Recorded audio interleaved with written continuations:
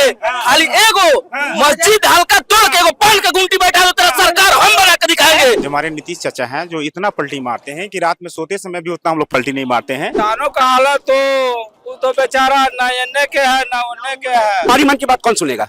जनता की मन की बात कौन सुनेगा?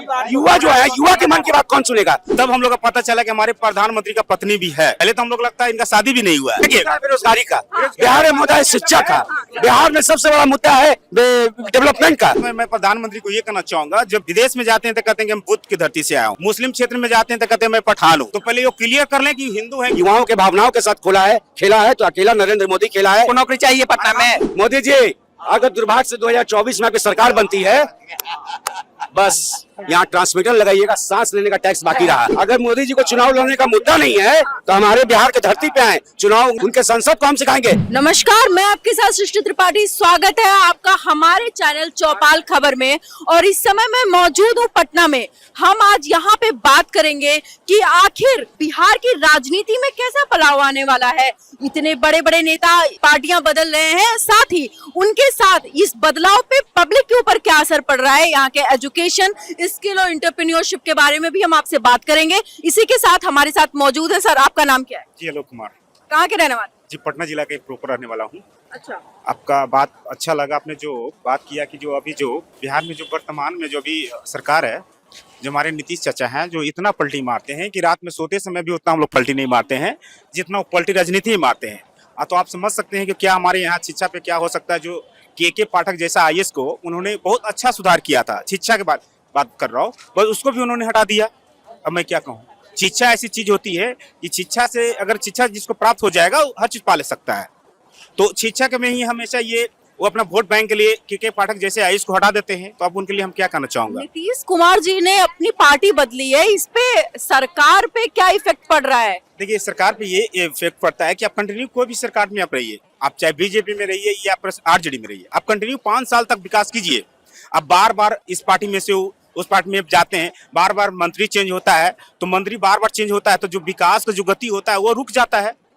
जो मंत्री बनेगा वो पहले सोचेगा कैसे आगे काम बढ़ाना है, फिर उसके बाद फिर दूसरा बनता है। तो समझिए कि बिहार में अभी कंटिन्यू 5 साल में लगता है कि इधर लगता है 4-5 बार तो खुद ही इधर पलट गए। तो बार बार कभी वो मंत्री बनता है, कभी वो मंत्री बनता है, तो कैसे हम लोग का विकास होगा। आपके ही बिहार में एक बहुत बड़ी इंडियन अलायंस की तरफ से रैली की गई है, उससे इंडियन अलायंस पे क्या फर्क पड़ रहा है? क्या उनके वोट बैंक पे कुछ असर पड़ा है या नहीं? देखिए, उन्होंने जो कंटिन्यू जो विपक्ष में लोग हैं जो कर रहे हैं, अच्छा कर रहे हैं, उनको जो काम है वो तो करना चाहिए ना। अभी कंटिन्यू हमारे केंद्र से 3 जो केंद्र में मंत्री हैं, हमारे राजनाथ सिंह हैं, उसके बाद हमारे माननीय प्रधानमंत्री जी भी हैं, कुछ दिन पहले वो हमारे गृह मंत्री अमित शाह जी भी हैं। पर एक बात जो हमारा बेसिक होता है कि हम शिक्षा पे बात हो, बेरोजगारी पे बात हो, महंगाई पे बात हो, स्वास्थ्य पे बात हो, पर एक बार भी तीनों जो मेन आए हैं ना, जो केंद्र सरकार में जो तीनों मंत्री हैं कैबिनेट में, वो एक बार भी रोजगार पे न उन्होंने बात किया, न शिक्षा पे बात किया, और न ही स्वास्थ्य पे बात किया, और न ही महंगाई पे बात किया। प्रधानमंत्री जी लगातार मन की बात और शिक्षा पे चर्चा करते हैं, लेकिन यही साथ में हम एक तरफ देखते हैं कि बिहार यूपीएससी का हब माना जाता है। हर साल बिहार से करीबन 70% लोग सिविल सर्विसेज में और पीसीएस में सेलेक्ट होते हैं। सर देखिए, बिहार हमेशा ओबीएस या आईएएस में सबसे ज्यादा कैंडिडेट देता है, बट हमारे यहाँ भी केंद्र सरकार से जो जीएसटी में समझ सकते हैं कितना टैक्स लगाया गया है। अभी पढ़ने के लिए अभी कहीं भी जाइएगा इतना सारा टैक्स लगता है कि जो गरीब जो होते हैं ना, गरीब बच्चे, उसमें बहुत टैलेंट होता है पर वो पैसा के वजह से अभाव में आगे नहीं जा पाता है। तो केंद्र सरकार को भी चाहिए कि इतने टैक्स नहीं लगाना चाहिए, थोड़ा कम करना चाहिए।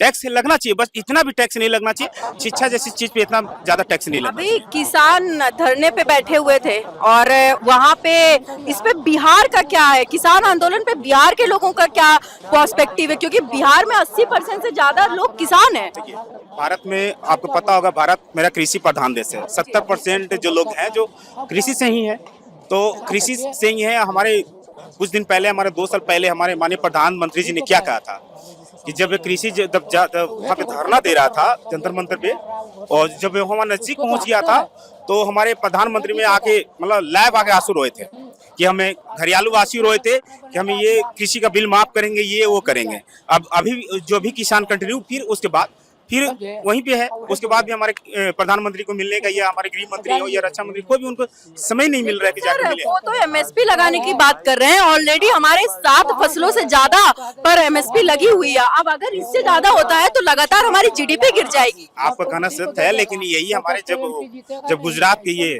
मुख्यमंत्री थे, हमारे ये माननीय प्रधानमंत्री जी, तो जब विपक्ष में ये थे तो कांग्रेस के खिलाफ हल्ला बोलते थे कि जब हमारी सरकार बनेगी तो मैं एमएसपी को ये करूंगा, दुगना करूंगा, ये करूंगा। और जब ये खुद प्रधानमंत्री बन गए हैं तो उनको बात को फिर से रिपीट याद करना चाहिए कि जब हम मुख्यमंत्री थे। से एक चीज याद आ रही है लगातार कि अभी हाल में ही जो आपके यहाँ पे रैली हुई है उसमें लालू प्रसाद यादव जी ने डायरेक्ट हमला किया प्रधानमंत्री नरेंद्र मोदी पे कि वो हिंदू नहीं है। इस पे बिहार की जनता क्या कह रही है? क्या ये शोभनीय है प्रधानमंत्री देखिए उनका क्या कहना है, बट एक बात बताइए, उनका भाई प्रहलाद मोदी उनका बड़े भाई हैं। वो उनका जो इलाज चला था नोएडा के हॉस्पिटल में इलाज चला था, बीमार पड़े थे। हमारे प्रधानमंत्री जी उनसे नहीं मिलने गए। उनका भाई है जो पंकज मोदी सबसे छोटा है, 5 भाई उनका है, पंकज मोदी है, वो गाड़ी से एक्सीडेंट कर गए थे, उनसे भी हमारे प्रधानमंत्री मिलने नहीं गए। वो अपनी पत्नी को अभी तक तलाक भी नहीं दिए हैं। वो उनका परिवार नहीं है क्या? बस बताइए, मेरी बात सुनिए। पत्नी की बात कर रहे हैं, उनकी पत्नी जी साफ 2014 में का जब इलेक्शन था वो सामने आके मीडिया पे बोली थी कि हमारे पति पत्नी का मामला, इस पे लोग ना बोले तो ज्यादा बेहतर। जब वो लोकसभा चुनाव में जब वाराणसी में गए थे तो वहाँ का डीएम बोला था कि ये आपका कॉलम खाली है प्रधानमंत्री जी, आपकी पत्नी है या नहीं है। तब हम लोग को पता चला कि हमारे प्रधानमंत्री का पत्नी भी है। पहले तो हम लोग लगता है इनका शादी भी नहीं हुआ है। जब डीएम कहा तब पत्नी में कॉलम हुआ, अपना पत्नी के नाम बढ़े थे तो पता चला था कि पत्नी है। और जहाँ तक माननीय बिहार के मुख्यमंत्री पूर्व मुख्यमंत्री लालू प्रसाद यादव जी ने कहा, सत्य कहा। इसलिए आप हिंदू सनातन धर्म में आप ये देख लो, अगर घर में मरता है तो पूरे परिवार के लोग हैं जो पूरे दाढ़ी बाल कटवाते हैं। पर हमारे मोदी जी का अपना पूज्य माता जी मरी थी, उनको वो नहीं मनाया। फिर एक हमारा भव्य मंदिर जो अयोध्या में 496 वर्षों के बाद हमारा जो राम मंदिर बना, वहाँ पे भी ये हुआ कि जो हमारा जो कोई भी बड़ा कार्यकाल होता है, छोटा मोटा घर भी हम लोग बनाते हैं तो पत्नी के साथ ही बैठा उसमें गृहवास किया जाता है। पर एक हमारा भव्य मंदिर बना था तो प्रधानमंत्री को तो कम से कम पत्नी के साथ वहाँ पे पूजा कराना चाहिए था। उनकी पत्नी जी तो साफ साफ कहती है कि हमारा ये पर्सनल मुद्दा है, इस पे ना लोग बोले तो ज्यादा बेहतर। ये हिंदू धर्म में ये होता है कि अगर कोई भी अच्छा कार्य कर रहे हो तो आप पत्नी के साथ में ही बैठो। आप हिंदू धर्म पे डायरेक्ट प्रधानमंत्री नरेंद्र मोदी पे आरोप प्रत्यारोप कर रहे हैं। इस पे मेरा सवाल ये है कि चारा घोटाले से पहले, अंदर जाने से पहले लालू प्रसाद यादव की ही पार्टी अयोध्या जैसे और यूपी में लगातार नाराओं का प्रयोग करती थी कि मुलायम काशीराम हवा में उड़ के जय श्री राम और तिलक तराजू और तलवार इनको मारो जूते चार जैसे नाराएं आपके लालू प्रसाद यादव जी लगाते थे। क्या ये शोभनीय है? वो शोभनीय नहीं, लेकिन हम ये कर रहा हूँ, क्या मणिपुर अभी भी जल रहा है? हाँ। क्या हमारे प्रधानमंत्री को 10 मिनट का भी समय नहीं मिलता है? उनको दूसरे जगह इतने, मेरी बात सुनिए, अभी बिहार में भी 3 हमारे बड़े बड़े मंत्री आए, क्या अभी मणिपुर अभी भी कुछ हिंसा जल रहा है? वहाँ पे भी तो उनका जाना चाहिए। मेरा सवाल आपसे ये है कि जो लोग डायरेक्ट प्रधानमंत्री के ऊपर हमला कर रहे हैं कि वो हिंदू नहीं है, वो मुझे इस सवाल का जवाब दें। जब इसी उत्तर प्रदेश और बिहार में ऐसे नारे लगते थे कि मिले मुलायम काशी राम हवा में उड़ के जय श्री राम, तब हिंदुत्व तो कहाँ था? पहली बात मैं प्रधानमंत्री को ये कहना चाहूंगा, जब विदेश में जाते हैं तो कहते हैं कि हम बुद्ध की धरती से आया हूँ। अच्छा। मुस्लिम क्षेत्र में जाते हैं तो कहते हैं मैं पठान हूँ। तो पहले ये क्लियर कर लें कि हिंदू है कि कौन सा धर्म को अपना। पहली बात आपने जवाब मैं क्लियर कर ले, वो क्लियर कर लें कि हम कौन सा धर्म को हम मानते हैं, क्लियर कर ले। अगर हिंदू धर्म को अगर मानते हैं तो जो पूजा हुआ तो कम से कम हमारे हिंदू धर्म में ये होता है कि जब पूजा होता है ना तो आप चाहो तो आटा को भी बना के पत्नी के साथ या लोटा को भी रख के पूजा कर सकते हो, पर वहाँ पे वो भी नहीं हुआ। अब इस बात को समझ नहीं, हम वही बात कर रहा हूँ। आप जहाँ कह रहे हैं पठान है, उन्होंने साफ मीडिया में इसके बारे में काफी हल्ला भी हुआ था कि वो गए थे और उन्होंने टोपी पहनने से मना कर दिया था। वो साफ कहते हैं मैं सनातनी हूँ। इस पे क्या टिप्पणी देना चाहिए? अब देखिए, जब और अलग चीज में उनको सनातनी नहीं दिखता है। किस चीज में सनातनी नहीं दिखता? और अलग चीज में आप बताइए ना। हमेशा वो कभी कहते हैं हम पठान हो, कभी कहते हैं मैं बुद्ध की धरती पठान का बोला उन्होंने। अरे आप रैली में देख लो ना, आप गूगल पर सर्च मार के देख लो। तभी तो पूछ रही हूँ। तो वही तो कर रहा हूँ, उन्होंने रैली में बोला था कि मैं पठान हूँ, बुद्ध की धरती से आया हूँ। जी क्या कहना चाह रहे हैं? क्या बोले थे पठान के बारे में? कब बोले थे? क्या सर्च करेंगे? क्या सर्च मारेंगे बताइएगा तब तो। क्या यहाँ सर्च क्या मारना है? क्या सर्च आप मारो, लोग हम फोन दे रहे हैं, मारो सर्च। अच्छा ठीक है, इट्स ओके सर। दूसरा सवाल हम करेंगे कि जो पहले सर महात्मा बुद्ध की धरती पे हम खड़े हैं इस समय, साथ में अशोक सम्राट जैसा साम्राज्य यहाँ पे था। आखिर क्या चीजें हैं? क्या सिर्फ जातिवाद और परिवारवाद में उलझा रह गया है ये बिहार? इससे आगे बढ़ने की अपेक्षा नहीं करता है? कि सिर्फ बिहार में ही जातिवाद है। राजनाथ सिंह का बेटा नोएडा से विधायक है, वो क्या परिवारवाद नहीं है? हमारे बिहार में आप आ जाओ, मेरी बात, चिराग पासवान का चाचा पशु पारक है, उसका बेटा है जो प्रिंस राज है, जो समस्तीपुर से है, सांसद है। आप जीतन मांझी का बेटा देख लो, डॉक्टर संतोष सुमन, उसमें मिला हुआ तो सब सही है। बाकी एक बात बताओ, सरदार पवार का भतीजा अजीत पवार, जो दोनों चाचा भतीजा था, वो उसमें चला गया तो सही हो गया है। अब एक बात बताओ, मेरा सवाल ये नहीं है, सुनिए, मेरा सवाल ये नहीं है, परिवारवाद है, परिवारवाद में डायरेक्ट टिप्पणी नहीं कर रही हूँ सर, लेकिन मैं ये सवाल पूछना चाहती हूँ कि जो अशोक सम्राट का साम्राज्य था, साथ में महात्मा बुद्ध यहाँ से आगे गए हैं, वहाँ पे ऐसी क्या चीज आ गई कि लोग, सुनिए, बिहार के लोगों के बारे में जब हम लोगों से पूछते हैं तो उनकी डायरेक्ट टिप्पणी यही होती है, डर, भय, बिहारियों से कुछ नहीं होगा। ऐसे सारे सवाल उठते क्यों है सर? लगता है हमारे प्रधानमंत्री जी हमेशा कहते हैं कि बिहार एक ऐसा राज्य है कि बिहार से मेरा पूरा देश चलता है, तो कैसे डरता है? बिहार के लोग अगर यहाँ से नहीं जाएंगे तो पूरी फैक्ट्री बंद हो जाएगी। वही मैं भी सुनना चाहती हूँ सर, आखिर बिहार में इंडस्ट्रियलाइजेशन क्यों नहीं? आप लगातार 10 साल से कंटिन्यू हुए हमारे प्रधानमंत्री जी हैं, उनको कम से कम तो एक भी फैक्ट्री लगाना चाहिए था। 40 में 39 सीट हमको उनको दिए थे। 70 सालों में फैक्ट्री नहीं लगी। अरे पहले तो फैक्ट्री कांग्रेस तो लगाया ही था, बीच में बंद हो गया। तो सुनिए, नीतीश कुमार भी कंटिन्यू 20 साल से हैं, मुख्यमंत्री 20 साल से हैं, उनको भी तो चालू करना चाहिए था। अभी कुछ दिन पहले हमारे प्रधानमंत्री जी आए थे, कहते क्या ना, ये चाय पी के जाऊंगा, क्या यहाँ से सारी चाय तो चीनी मिल बंद है, कहाँ से चाय पी के जाइएगा? उसी वाला चीनी मिल से पी के जाइएगा। आप भी कंटिन्यू 10 साल से हैं, कंटिन्यू 10 साल में कम से कम एक फैक्ट्री तो कम से कम उनको लग जाता, कम से कम तो एक फैक्ट्री जरूर लगाना चाहिए था। बताइए, अरे आगे बोलो ना यार, क्या भचर भचर कर, सामने आगे बोलो ना यार। पटना सिटी में 75 को फैब्रिकेटर है, जाके काम कीजिएगा। फैब्रिकेटर यहाँ पे जहाँ पे घूमिए, सब फैक्ट्री की बात है। आपको नौकरी चाहिए पटना में? किसको करोगे? मेट्रो में तुम काम करोगे? नौकरी चाहिए किसको? तुमको हो गया तो हो गया, सबको हो गया। किसको यहाँ पे बुलाइए? किसको? आपको चाहिए नौकरी? अरे सरकार ने क्यों तो कौन नौकरी देगा? सरकार जो बनता है कौन सरकार है अभी कौन सरकार है? कौन है केंद्र में? यहाँ पे बिहार में सरकार कौन था? कुछ दिन पहले कौन था सरकार? उसका सरकार कौन सा सरकार था? बताइए, वही तो आपसे पूछ रहे हैं। कितना सरकार? सर एक सेकंड सर, एक सेकंड, आप क्या कहना चाहते हैं? युवा होके क्या जो चीज यहाँ पे हो रही है, एंटरप्रेन्योरशिप स्किल नहीं है, इस पे क्या कहना चाह रहे हैं? मोदी अच्छा है, अच्छा था और अच्छा ही रहेगा। समझ क्या गए? कारण है इसके? क्योंकि कितना अच्छा, क्या अच्छा नहीं था? अच्छा हो गया। बिहार पे कर्जा आ गया है, क्या नहीं आया है? बताइए। आप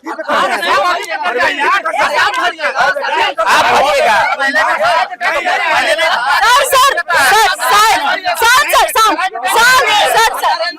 सरकार हर हमेशा रहेगा, आरजेडी का सरकार कभी नहीं आएगा। उनसे बोल दीजिए, तेजस्वी जी के पास खबर सुनिए, तेजस्वी जी को ये बता दीजिए, खाली एगो मस्जिद हल्का तोड़ के एगो पान के गुंटी बैठा दो, तेरा सरकार हम बना के दिखाएंगे। अगर नहीं बनाया तो मोदी का सरकार परमानेंट रहेगा, कभी नहीं सरकार बनेगा। सुनिए, डंका के चोट पे बीजेपी का सरकार रहेगा, डंका के चोट पे कभी नहीं हटेगा। आइए बोल दीजिए उनसे, बेकार में पड़े हैं चक्कर में, क्योंकि जीतेंगे है नहीं, फिर हारेंगे, फिर कहीं जाके आश्रम में बैठेंगे, क्योंकि बीजेपी कभी हटेगा नहीं। वो जो छाप लिया है ना, उसको हटाना मुश्किल है, कभी नहीं हटेगा। मेरा आप सबसे रिक्वेस्ट है, प्लीज चिल्लाइए नहीं, सबको मौका दूंगी मैं बोलने का। जी एक बात बताइए, क्या यहाँ का मुस्लिम है जो यहाँ का भारत का निवासी नहीं है? निवासी है कि नहीं, हमको बात बताइए। तो फिर कैसे करेंगे? उसका मंदिर हटा दो, मस्जिद हटा दो। मस्जिद यही दूध मार्केट में कृष्ण जी का मंदिर था, यहीं पर कृष्ण जी का मंदिर था। भाजपा की सरकार में सुशील मोदी उप मुख्यमंत्री थे और मस्जिद तो मंदिर तोड़ा गया, कोई बीजेपी का नेता नहीं आया। तेजस्वी यहाँ चौराहा पर बैठा रहा, कोई बीजेपी का नेता नहीं आया, कड़ा मंदिर तोड़ दिया गया। अरे काहे नहीं आप लोग आया? बढ़ाइए मंदिर। अभी मेरी देखिए, बेरोजगारी का, बिहार में मुद्दा है शिक्षा का, बिहार में सबसे बड़ा मुद्दा है डेवलपमेंट का। ठीक है, हम बिहारी 14 करोड़ की आबादी हमारे बिहार में है। आज तमिलनाडु से टिप्पणी आता है कि बिहार के लोग गंदे नाले के कीड़े हैं, ये सुनने को तो पैदा हुए हैं। यही मेरा भी सवाल है, क्या यहाँ पे सिर्फ परिवार और जातिवाद पे वोट होगा कि कभी एजुकेशन और स्किल एंटरप्रेन्योरशिप पे भी वोट होगा? कौन करेगा इसको? वही तो कौन करेगा? लोग बोलते हैं मन की बात बोलते हैं, मन की बात अपना सुनाते हैं, हमारी मन की बात कौन सुनेगा? जनता की मन की बात कौन सुनेगा? युवा जो है, युवा के मन की बात कौन सुनेगा? ठीक है, अपनी मन की बात सुनाते हैं, हमको जो तकलीफ है मेरे दिल में जो, इसको कौन सुनेगा भाई? सर सुन रहे हैं, लगातार पूरी देश की जनता आपको हाँ, तो यही कह रहे हैं, अगर मोदी जी को चुनाव लड़ने का मुद्दा नहीं है तो हमारे बिहार के धरती पे आए, चुनाव, उनके संसद को चुनाव सिखाना हम सिखाएंगे, उनके संसद को हम सिखाएंगे कि चुनाव कैसे जीतना है, कैसे लड़ना है। ठीक है, और सारे पार्टी के संसद को सिखाएंगे। आप जाइए अपने ग्राउंड में, ठीक है, वहां पर जाके पूछे शिक्षा पे काम हुआ कि नहीं हुआ, वहां जाके पूछे स्वास्थ्य का काम हुआ कि नहीं, हॉस्पिटल डेवलपमेंट हुआ कि नहीं हुआ, वहां पूछे कि सड़क का समस्या खत्म हुआ कि नहीं, वहां पूछे बिजली का समस्या खत्म हुआ कि नहीं, वहां पूछे लाइट का समस्या खत्म हुआ कि नहीं। ये कोई नहीं पूछेगा। ये लालू यादव ने अमित शाह को क्या टिप्पणी किया, नरेंद्र मोदी ने तेजस्वी क्या टिप्पणी किया, उसका जवाब देने के लिए हम लोग खड़े हैं यहाँ पर। मेरा यही सवाल है आपसे। देखिए 9 करोड़ से ज्यादा युवा आपके अभी बिहार और पटना में है, उनको बेरोजगारी से इतनी मार क्यों पड़ रही है? मेरा सवाल आपसे यही है। पूरे राज्यों में बिहार को सबसे पिछला राज्य घोषित कर दिया गया है। ठीक है, हम सारे नेताओं से टारगेट करते हैं, सारे नेताओं से अपील करते हैं कि अगर बाहर स्टेट में जाना बंद कर दे तो अच्छे अच्छे फैक्ट्रियों में ताला लग जाएगा। बिहार वो बिहारी है, वो ताकत है कि धरती को चीर के अनाज निकालने का पैदा करता है। ठीक है, बिहार में वो ताकत। मैं आपकी पूरी बात से सहमत हूँ, लेकिन अगर यहाँ पे 80% से ज्यादा जो किसान है वो नॉर्मली किसान ही है, उनका परिवार जो चलता है वो किसानी से चलता है। अगर यहाँ पे एक इंफ्रास्ट्रक्चर डेवलप होता है तो क्या किसान अपनी जमीन को बेचने के लिए तैयार होगा? मेरा सवाल सीधा आपसे यही है, बताइए। किसान को अगर उससे लाभ होगा, अगर उससे उसके आने वाले फ्यूचर में जो उनकी पीढ़ी है, अगर पीढ़ी का भविष्य अगर देखेगा कि बन रहा है तो क्यों नहीं देंगे, क्यों नहीं देंगे। ठीक है, कहने का बात है कि हम 40 में 39 सीट देने का काम किए भाजपा को, हमको बिहार में क्या मिला, 5 साल में क्या मिला? बोलते हैं कि 10 साल में कोई डेवलपमेंट का काम नहीं होता है। 2019 में राम मंदिर का फैसला आता है और 2024 में उसका निर्माण हो जाता है। तो क्या यहाँ एम्स नहीं बन सकता था? क्या यहाँ एयरपोर्ट नहीं बन सकता था? क्या यहाँ इंडस्ट्री नहीं आ सकता था? यहाँ इंडस्ट्री नहीं आ सकता था मैडम। ठीक है, ये 40-39 सीट देने का कहा, ये हिंदू मुस्लिम की सरकार है, ये मंदिर मस्जिद की सरकार है, ये हिंदुस्तान पाकिस्तान की सरकार है। युवाओं के भावनाओं के साथ खेला है तो अकेला नरेंद्र मोदी खेला है। युवाओं के किसानों के साथ कोई अगर बेरोजगारी पर अगर टिप्पणी पे बात करना चाहे उससे बात नहीं करेंगे। हम पूछना चाहते हैं आपके चैनल के माध्यम से, हम आपके चैनल के माध्यम से पूछना चाहते हैं कि नरेंद्र मोदी जी 2014 के बाद कितना प्रेस कॉन्फ्रेंस किए हैं? जितने भी तत्काल में 2047 के बाद जितने भी प्रधानमंत्री रहे, उस सारे प्रधानमंत्री, चाहे वो मनमोहन सिंह से लेकर पंडित नेहरू जवाहर तक रहे, उस सारे प्रेस कॉन्फ्रेंस किए। मोदी जी क्यों करते हैं? 3 मार्च को उन्होंने जितने भी सोशल मीडिया इन्फ्लुएंसर थे उन्होंने उनको सम्मानित किया नेशनल अवार्ड से। इस पे आपका क्या कहना है? वो देखिए, पहले ऐसे मुख्यमंत्री हैं वो, अभी कल यहाँ पटना जंक्शन पे रेल का उद्घाटन है। ठीक है, रेल मंत्री का कोई रोल नहीं रहेगा उसमें।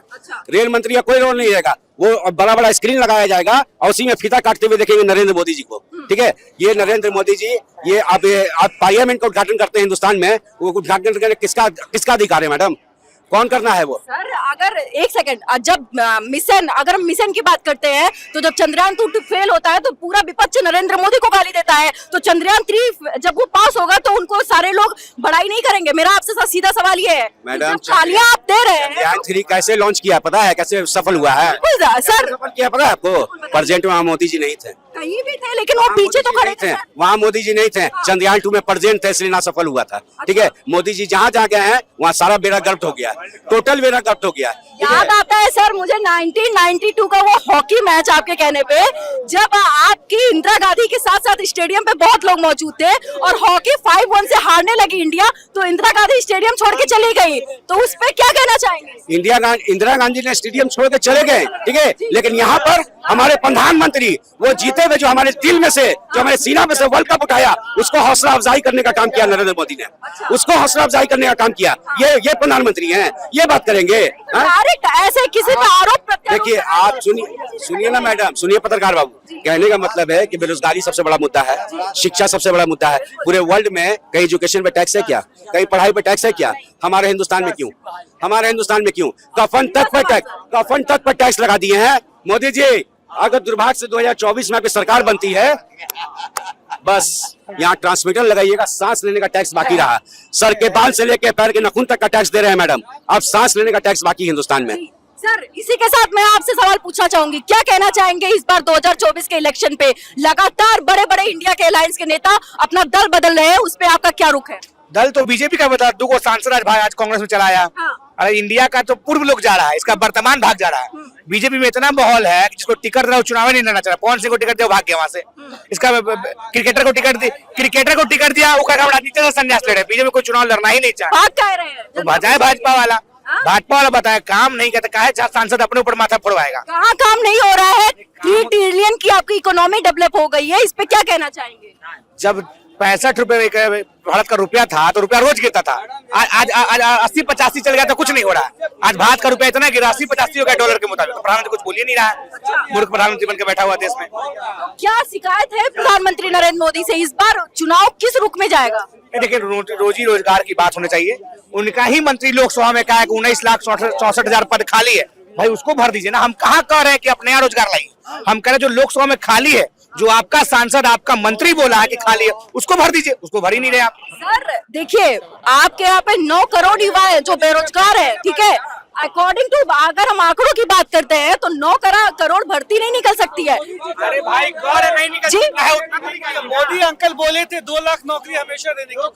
2 करोड़ सॉरी 2 करोड़ के हिसाब से तो फिर 9 लाख तो कुछ भी नहीं है ना। 9 करोड़ की बात अरे वही 9 ईयरली अगर से 2 करोड़ वो नौकरी दे रहे हैं तो कितने साल से है वो? 9-10 साल से है ना, 20। सर तो पिछले 70 सालों में बिहार कहां से कहां पहुंचा है, इस बात की बात कर रही हूँ मैं। कहने का मतलब है कि जितना इतना जो भीड़ लगा रही है यहाँ पे, ये बात यहाँ की किससे बात कर रही हैं? आप जाइए स्कूल में जाइए, हॉस्पिटल बिल्कुल स्कूल से सर्वे करके आ रही हूँ सर मैं। जी। पहले स्कूल में जाइए, वहाँ क्या पढ़ाई चल रहा है। हॉस्पिटल में जाइए, गांव देहात का जहाँ रात में 12 बजे रात में जब डिलीवरी होता है गरीब घर में, उसको ऑपरेशन कराना हो तो उसको वहाँ जाने में कितना परेशानी है हॉस्पिटल, वहाँ जाकर बात कीजिए। यहाँ क्या भीड़ लगा के क्या बताइए? आपको नहीं दिखाई दे रहा है? यहाँ जो भीड़ लगा रही है, यहाँ आके स्टेशन पर भीड़ लगाई है आप। यहाँ गाँव में जाइए, देहात में जाइए, हॉस्पिटल में जाइए ना, देखे क्या थे सुनिए इधर जो स्कूल में आप जाइए, जहाँ खिचड़ी खिला के बच्चे लोग, उसमें कौन पढ़ता है? सिर्फ डोम चमार धोबी मुसहर गरीब का बच्चा, ठेला कुली सब का बच्चा पढ़ रहा है। सुनिए पहले बात सुनिए। कहाँ सवाल है? स्टेशन पर सवाल पूछिएगा? क्यों स्टेशन पूछिएगा? नहीं आप जाइए वहाँ ग्राउंड पर जाइए, ग्राउंड जीरो पर जाइए। यहाँ टीआरपी करके जा रहे हैं, ऐसा ना बोलिए, नहीं बोलना ना बोलिए। आप क्या कहना चाहेंगे? हॉस्पिटल में जाकर पूछिए ना। सुनिए हमारी बात, हमरे कहने का मतलब आप किस मैटर पर बात करना चाहते हैं? मैं आपसे बात करना चाहती हूँ, गौतम बुद्ध, महात्मा बुद्ध की धरती आपकी ये पे रही है, अशोक सम्राट जैसे महान लोग यहाँ से निकल के गए हैं। आखिर ऐसी क्या परिस्थितियाँ रही है जो बिहार वहाँ से यहाँ पहुँच गया? बिहार जो है 2005 के बाद बहुत डेवलप किया है, समझ गए? 2005 के बाद जब नीतीश की सरकार बनी तो बहुत 2010 में जब नीतीश कुमार की सरकार आ गई तो बहुत डेवलप में है। रह गया, बहुत जनता लोग कह रहे हैं मध्याह्न भोजन, स्कूल में मध्याह्न भोजन इसी कारण दिया जा रहा है, जो गरीब का बच्चा को भरपेट भोजन नहीं मिलता था, इसी कारण विद्यालय वह नहीं जाता था। विद्यालय जाए विद्यार्थी, इसी कारण प्रलोभन के लिए चावल दाल सब्जी खिचड़ी ये सब दिया जा रहा है गरीबों को बच्चा है, समझ गए? इसी के साथ मैं कुछ लोग इधर से बात करना चाहूंगी। क्या सोचते हैं इस बार 2024 का इलेक्शन सर पे है? हम तो बदलाव चाहते हैं। किस चीज का बदलाव चाहते हैं? इसलिए कि अगर तबीयत खराब होता है तो उसको गिल्ला चावल, पुरानका चावल का पंथ दिया जाता है। अच्छा। हाँ, ये नहीं कि नयका चावल तो पुलपुलाहा हो जाता है और उसका स्वाद जो है कि बेढंग हो जाता है। अच्छा जी, किसानों की हालत क्या है बिहार में? किसानों का हालत तो बेचारा ना इन्ने के है ना उन्ने के है। अगर पैदा भी पूंजी भी लगाता है खेत में, वो भी नहीं उसको मुनाफा दिखाई देता है, तो मरिए नहीं रहा, दोनों तरफ से मर रहा। तो काफी जनता में आक्रोश है, ऐसा कह सकते हैं? बिल्कुल आक्रोश है। बिहार है बिगड़ा हुआ। हाँ, इसको संभालना, मोदी जी को संभालना बहुत मुश्किल की बात है। अच्छा, यहाँ का जनता जाग चुका है। इसी के साथ इधर भी कुछ युवा खड़े हैं, हम इनसे भी बात करने की कोशिश करेंगे। सर, 2024 का इलेक्शन है, क्या कहना चाहेंगे इस पर? इलेक्शन है तो इलेक्शन होगा, कहेंगे क्या उसमें? हाँ, मतलब जनता का रुख किस ओर है?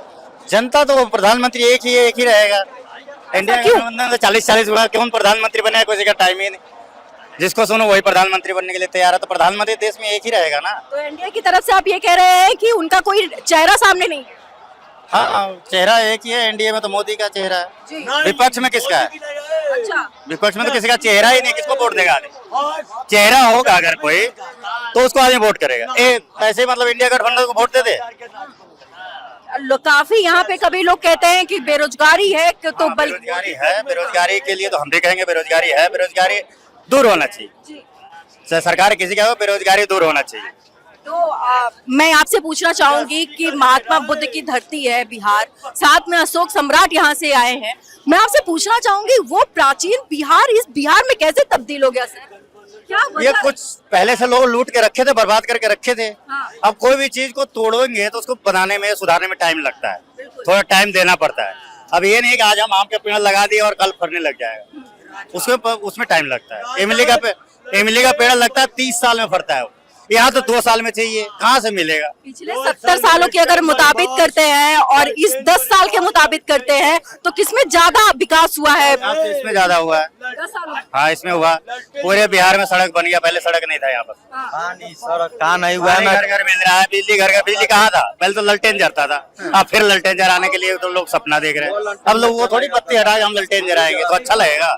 नहीं लगेगा ना। पहले बैलगाड़ी चलता था, लोग बैलगाड़ी में शादी में जाते थे, आज फॉर्च्यूनर में जाते हैं, टैक्सी में जाते हैं ना, तो बढ़ेगा ना। तो बढ़ने का सोच होगा तो बढ़ेगा, जिसको घटेगा सोच होगा घटेगा, क्या कर सकते हैं? तो इस बार बिहार में स्किल, एंटरप्रेन्योरशिप और साथ में एजुकेशन के साथ साथ परिवारवाद, जातिवाद भी आएगा। परिवारवाद तो खत्म होना चाहिए। परिवारवाद एक ही परिवार मतलब ये है कि थोड़ी ना है कि वही है जो चला सकता है, और भी है। 13 करोड़ आबादी है बिहार के, और भी लोग समझदार हैं, उनको भी बनना चाहिए, मौका मिलना चाहिए। बेहद शुक्रिया। इसी के साथ मैं सृष्टि त्रिपाठी बिहार के लोगों से उनकी मन की बात जानने और साथ में ही क्या सोचते हैं 2024 के इलेक्शन के बारे में, यहाँ की राजनीति के बारे में पढ़ना किस ओर भारी है, इसी के साथ साथ कई अन्य पहलुओं पे भी बात करने की हम कोशिश करेंगे। और आपका बहुत बहुत धन्यवाद, ऐसे ही हमें प्यार देते रहिए। और इसी के साथ मैं सृष्टि त्रिपाठी, कैमरामैन दिनेश के साथ ऐसे ही बने रहे। बहुत बहुत शुक्रिया, बहुत बहुत धन्यवाद। चौपाल खबर आपके साथ ऐसा ही बने रहेगा। Thank you.